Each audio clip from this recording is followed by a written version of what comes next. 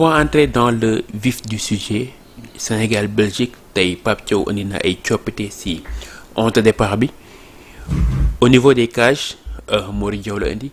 Au niveau de la charnière centrale Pathé Ciss moom moo ñëw à la place de Abdoulaye Seck. Kalidou Koulibaly mi nga xamante ne ñu bëri ñoo ngi doon nañu wax lem naan day ñëw wala du ñëw moo ngi ci banc bi il sera accompagné par Moussa Niakhaté. Sur le côté gauche Ismaïla Jacob moom lañu reconduire à la place de El Hadji Malick Diouf. Et sur le côté droit le couteau suisse de la sélection muy Krépin Diatta. Au niveau de l'entrejeu Idrissa Gana Gueye, Pape Gueye et Habib Diarra. Lamine Camara est sur le banc. Et au niveau de l'attaque c'est Iliman Ndiaye qui est titularisé à la place de Ibrahima Mbaye. Ismaïla Sarr moom moo nekk comme attaquant axial et Sadio Mané sur le côté gauche. Loolu la Pape Thiaw daal di indi ci 11 de départ bi nga xamante ni moom war a démarrer suñu face au Diable Rouge. Alors ban lecture nga am ci 11 de départ bi nga xamante ni Pape Thiaw génne na ko. D'abord damay wax ne xëy na du ma ci am mbetteel trop. ci 11 de départ bi parce que Bory Diaw xamoon nañ ne moom lay reconduire. Parce que moom la ak absence su Edouard Mendy moom la démarré la woon. ci suñu dernier match de poule. Donc du changer un gardien de but kenn du ko changer noonu. donte ñu bëri ñu ngi doon xalaat ne Yohan Diouf moo ëpp assurance ci camp yi que Bory. moom Pape gisewul noonu mu reconduire Bory Diaw am na confiance ci moom donc c'est à Bory Diaw moom moo war a wane confiance bi coach bi am ci moom moo ko war a wane. et puis assurer à ses ay partenaires am ak le coach aussi. donc pour wane ne coach bi confiance bi mu am ci moom mérité na ko.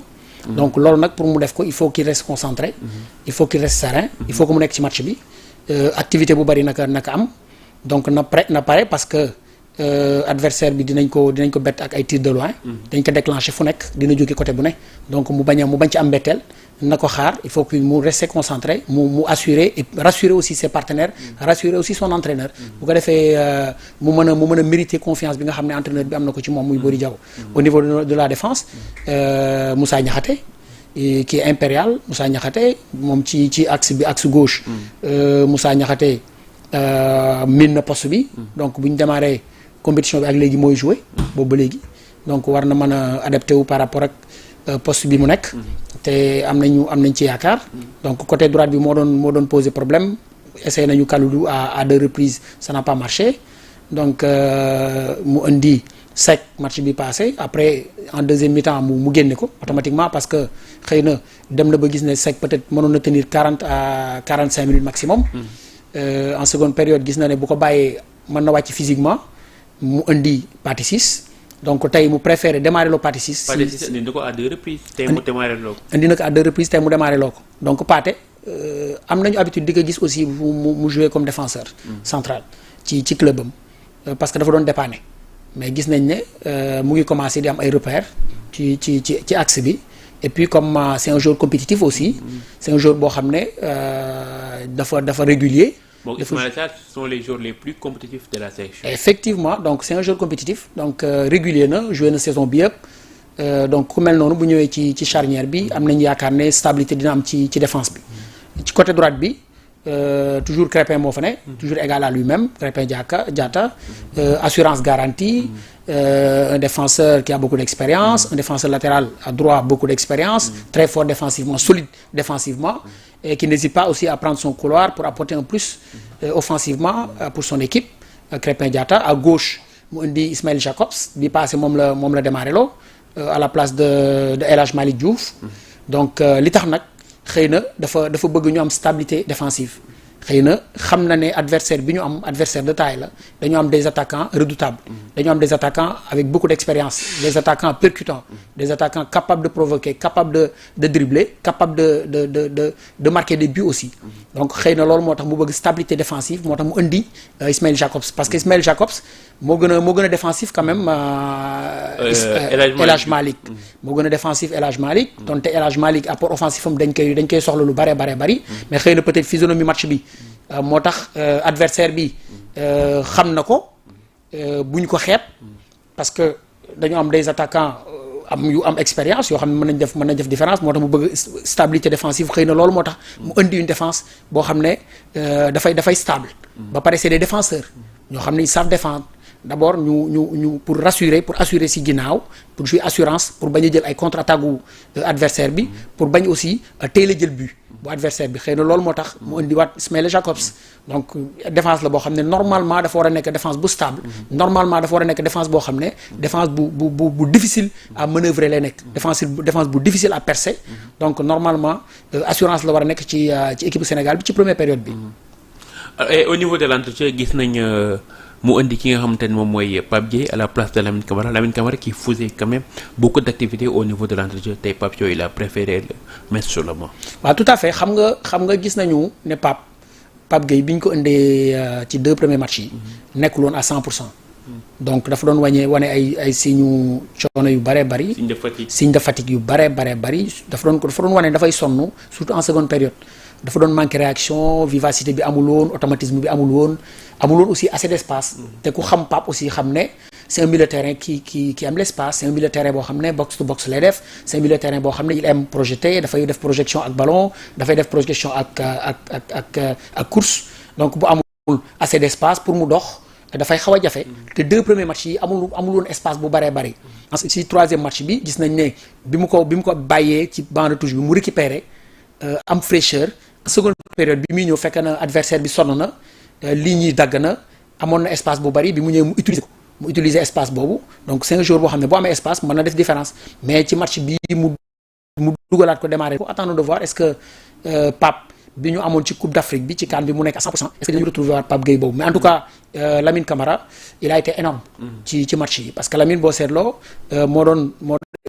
dafa généreux dans l'effort effort bi mu doon def daanaka 3 yeneen 2 milieu terrain yi doonuñu ko vide bi doon am ci diggante Pape Gueye. est-ce que absence am tey mënul feeñ ci match bi parce que gis nañ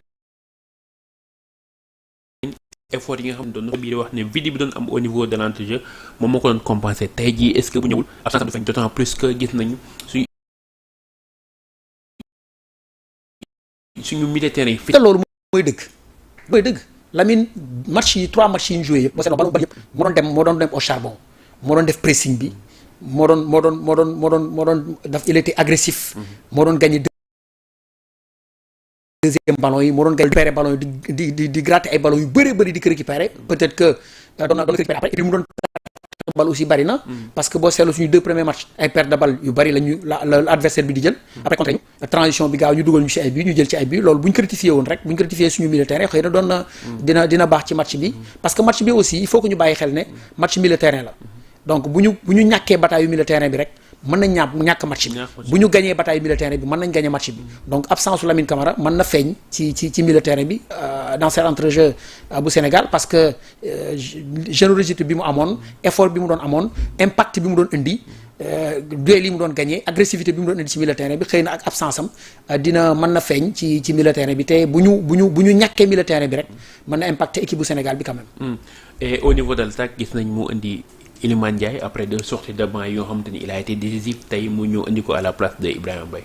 effectivement xam nga dama la wax ne match bi passe ne la Ibrahima man damay préférer ñëpp ñu ngi wax naan Ibrahima Mbaye saa bu duggee day def différence d'accord naa mais Ibrahima pour man 12e homme la et puis il est encore jeune xale la il a de l'avenir il a beaucoup d'avenir ñoom ñooy avenir u Sénégal donc Ibrahima on n'a rien contre lui mais waxoon naa la fii ne la attendons de voir Ibrahima bu démarrer lan lay joxe mais nañ ne Ibrahima bi mu démarré par rapport ak Ibrahima biy dugg en seconde période bokkul ñaari joueurs yu différent la parce que aussi Ibrahima li tax bu duggee en seconde période en deuxième mi-temps en général mu def différence mooy bu toogee ci banc de touche bi dafay observer adversaire bi ba pare buy dugg day fekk adversaire bi wàññeeku day fekk adversaire bi dootul nekk à 100% day wàññeeku bu baax moom mu ñëw apporter jeunesse apporter fraîcheur ak vitesse ak percussion bi donc nekk un provocateur nekk un attaquant un jeune attaquant qui est capable de faire la différence dribbler ay yooyu loolu nag mais bu ko ëndee bu ñëwee en deuxième mi-temps si la koy mën a indil équipe bu Sénégal bi dafa am ay joueurs yoo xam ne bu ñu ñëwee deuxième mi-temps si lañ lay mën a apporter dara mais Ibrahima wane na ne joueur la boo xam ne en deuxième mi-temps mën nay toog ci banc de touche bi en deuxième mi-temps bu ñëwee mu apporter fraîcheur apporter jeunesse apporter vitesse mais tey bu démarré loo aussi Iliman dafa am lu mu bëgg a wane même match bi passé bi mu duggee boo seetloo bi mu dugalee sax jubilewul dafa frustré parce que Iliman dafa bëgg a tutélaire ci équipe bi Iliman dafa bokk ci cadre yi bëgg a wane boppam mais dese na c'était un titulaire moom moo génne boppam équipe bi ay prestations yu bon moo tax mu ñëw ci banc bi. waaw foofu laa lay waxee xam nga cadre yi yëpp ñu ngi def ay prestations yu baaxul mais taxul ñu toog ci banc bi. mais Sadio xam nga Sadio même Sadio du nekk à 100%. bi ñu démarré tournoi ba léegi Sadio nekkul à 100%. et pourtant moom la ñuy démarré lool. Idi nekkul à 100%. et pourtant à chaque fois moom la ñuy démarré lool. non loolu c'est des histoires loolu du problème. c'est que équipe la joueur la boo xam ne bëgg na wane boppam mooy Iliman. mais Iliman malheureusement malchance am si équipe bi mooy Iliman c'est un attaquant boo xam ne si côté gauche bi la gën a nekk à l'aise. te côté gauche bi tant que Sadio mu ngi fii nekk Sadio mooy jouer. mooy titulaire bu ko dara dalu mooy jouer. léegi nag loolu moo tax Iliman à chaque fois bu ñuy démarré loolu même bu ñu koy démarré loolu dañ koy obligé yóbbu si côté droite bi wala ñu ko indi ko ci cœur de jeu bi à l'intérieur. te Iliman il est plus dafay gën a nekk à l'aise ci côté gauche bi ci côté droite bi léegi nag tey aussi bu ñëwee il faut que mu adapté wu te je crois que Iliman am na lu mu bëgg a wan entraîneur bi am na lu mu bëgg a wan staff technique bi am na lu mu bëgg a wan sénégalais yi donc xam naa ne tey normalement war na mën a exploser ci côté boobu mu nekk surtout d'autant plus que équipe adverse bi ils sont très forts au niveau du milieu ils sont très forts offensivement mais dañu am faiblesse défensive aussi dañu am faiblesse défensive boo xam ne ku mel ni Iliman percussion provocation yooyu muy def ak repiquer à l'intérieur appuyer ci attaquant bi Ismaïla après ñëw en soutien donc foofu mën na fa def